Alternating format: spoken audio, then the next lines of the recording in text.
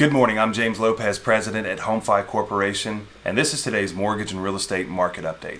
Now, oil prices aren't everything in the bond market, but they are an important domino, especially further up the chain. And this was starkly evident yesterday whenever oil prices plunged as the result of de-escalation talks in Ukraine.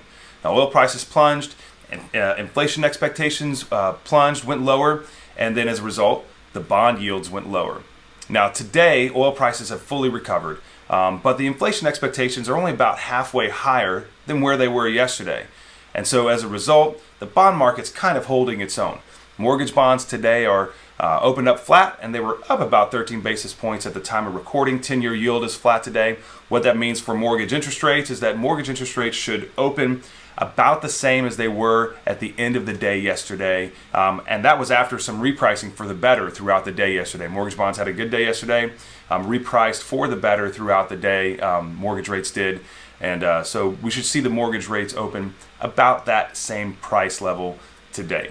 Now, in other news, yesterday the ADP released their employment report for the month of March. Jobs, non-farm private sector jobs were up 455,000. That's about what was expected, and not really a market mover right now. Sometimes these job reports can move the market, but these types of news and items and reports are just being overshadowed by other things that are going on in the world right now. Also, yesterday we talked about the CaseShiller house price index that was released. Little bit digging into this data a little bit more that's interesting. From January to February, home prices increased 1.1%. But what's interesting is that year over year, from February 21 to February 22, home prices increased 19.2%. Now that's up from the report in January. January 21 to January 22, home prices were up 18.8%. So we're seeing this acceleration still in home prices as they are holding their own in the face of rising interest rates and things like that.